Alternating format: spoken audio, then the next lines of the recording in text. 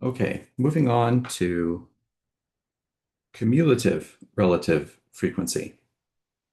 So right here, I've got the equation for cumulative relative frequency. So I'm going to use a capital C to represent cumulative relative frequency. And you'll see that this equation has this capital C twice. We have C sub I here, and we have C sub I minus 1. So what does C sub I mean, and what does C sub I minus 1, and what does R sub I mean? Well, when we're trying to fill in a table, we need to reference specific rows in the table in order to, navigate calculating the cumulative relative frequency. So this subscript I is a particular row number. Okay. R represents the relative frequency, and C sub I minus 1, we'll get to that here in a minute. Um, Cumulative relative frequency is the cumulative addition of previous relative frequencies. So to find the cumulative relative frequencies, you add the relative frequency from the current row with the previous cumulative relative frequency. So, if we were in row number 3, this would be C sub 3. We would add the relative frequency for the current row, which would be row 3, with the previous cumulative relative frequency. So that'd be the cumulative relative frequency in row 2, the previous row. And if you've done everything correctly, the last row of the cumulative relative frequency column should be equal to 1 or 100%. So let's take a look at a couple of examples, and we'll actually use this formula here to kind of show you how, what these subscripts mean and how they're used. So here we've got a frequency table, but it also has a column for relative frequency and another column for cumulative relative frequency. And you can see the cumulative relative frequencies have already been calculated for you. So this formula has already been used to fill in this column. But the reason why I'm giving you these values is to show you how this equation gets used. All right, so in this example, we want to identify row numbers, right? So the first row with black hair color, okay, this is going to be row 1. So that's what we mean by the letter I. The letter I is the row number. And here, this is going to be I equals 2 for blonde hair color. And then we're going to have I equals 3 for brown hair color. And so we would just keep going right on down the line. So we need to calculate the cumulative relative frequency here for the first row. So we're trying to figure out what this value needs to be. So we'll use this formula, right? C sub I equals R sub I plus C sub I minus 1. Now, I mean, this I minus 1 is in the subscript here. Okay, so in this first row, what is I? I is 1. So let's substitute a 1 for everywhere that we see the letter I. So we have C sub 1 equals R sub 1 plus C 1 minus 1. So let's maybe simplify this a little bit more. So we've got C1 is equal to R1 plus C, and then 1 minus 1 is 0. Okay, so we're trying to calculate the cumulative relative frequency in the first row. So the cumulative relative frequency in the first row is going to be equal to the relative frequency in the first row, and that relative frequency is 0.3, plus the cumulative relative frequency in the 0 row. Okay, so we do not have a 0 row. So this value is just going to be 0. So the cumulative relative frequency in the first row is 0.3. Let me write that up here because I need to make room. All right, so that is where 0.3 came from, was from kind of applying these sequence of steps by filling in that subscript to getting the cumulative relative frequency in the first row is 0.3. Okay. So let's look at the next one here. So this might be a little more illuminating. So again, we're going to be using this original formula, but now I is equal to 2. So we're going to have C2 is equal to R2 plus C2 minus 1. Right? So everywhere there was an I, we're substituting a 2 in its place. So in order to get the cumulative relative frequency of the second row, that's going to be equal to the relative frequency in the second row. And what was that? So here in the second row, this was the relative frequency, 0.28. Okay, so this is going to be 0.28 plus, now what is this going to be equal to? So C sub 2 minus 1, that is going to be C, 2 minus 1 is just 1. So what was the cumulative relative frequency in the first row? So the cumulative relative frequency in the first row was 0.3. So this is going to be 0.3. And so the cumulative relative frequency in the second row is 0.28 plus 0.3, which is 0.58. And that's what we got here. Okay.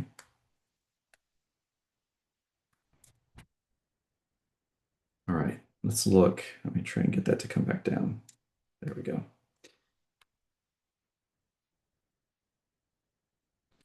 All right. So where did this value of 1.0 come from? So now we're going to let I equals 3. So everywhere there's an I, we're going to substitute a 3. So we're going to have C3 is equal to R sub 3 plus, and then it's going to be C, and then 3 minus 1, which is 2. So the relative frequency in the third row is this one here, 0.42, plus the cumulative relative frequency in the second row. That was 0.58 right here. So we're adding these two diagonal values together to get us the cumulative relative frequency in the current row we're in. Okay, that's what we're doing. And so the cumulative relative frequency, so is in the third row, is 0.42 plus 0.58. That comes out to 1.0. And that's how we got that value there.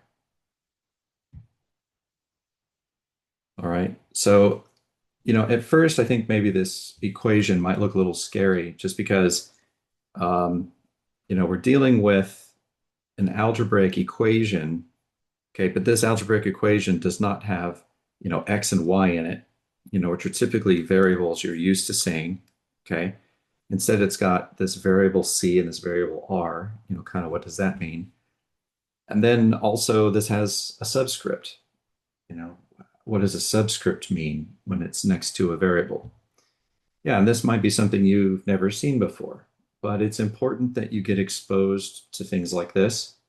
It's not that you have to become, a master at it right now, but you need to see it sometime. This type of thing is something that you'll see in more advanced, STEM classes. So science, technology, engineering, and math classes. You'll see variables with some subscripts to them.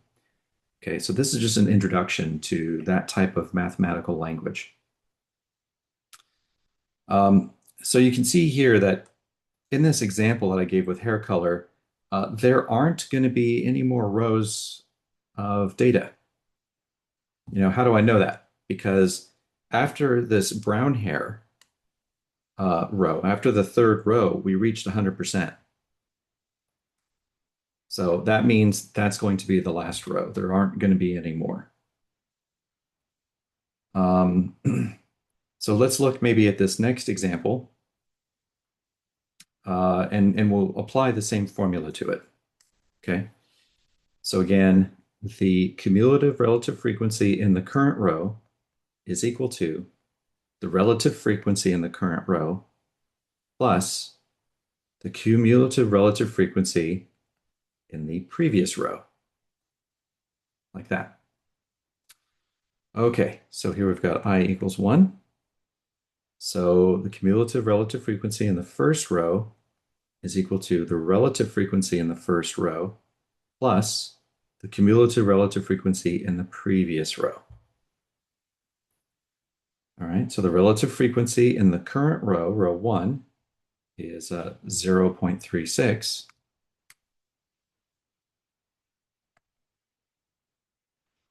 Plus the cumulative relative frequency in the 0 row. Well, we don't have a previous row to that, so that's just going to be 0. So the cumulative relative frequency in the first row is just going to be equal to whatever the relative frequency was, 0.36. And that's how we got that number. Okay, the next row is row 2. So the cumulative relative frequency in the current row is equal to the relative frequency in the current row plus the cumulative relative frequency in the previous row. Okay, the relative frequency in the current row in row 2 is 0.29. And the cumulative relative frequency of the previous row was this one, and that's 0.36. So the cumulative relative frequency of the second row is going to be 0.29 plus 0.36, which is 0.65. And that's how we got this number here. Okay, finally, we've got the third row. So the cumulative relative frequency in the third row is equal to the relative frequency in the third row plus the cumulative relative frequency of the previous row. And so the relative frequency of the third row is 0.26. The cumulative relative frequency of the previous row was 0.65. And so the cumulative relative frequency in the current row, which is row 3, is 0.26 plus 0.65. So that's going to be 0.91, which is that value right there. And in this case, we can tell that there should be at least a row 4, there could be a row 5, and so on, because we haven't reached a 100% cumulative relative frequency yet. Okay, it's not at 100%. So there should be some more rows of data here. But typically what I do is I put periods at the bottom, on the bottom row of a table to show that there's more data. Okay, there's more that's below it that I'm not printing here, okay, for whatever reason. Okay, so I think, yeah, this concludes. Yeah, this concludes this current example here of cumulative relative frequency. So again, this is the formula for it.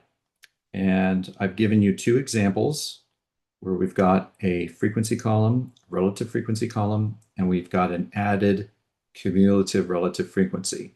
And so, I already gave you the values, but I showed you how those were calculated to get each one.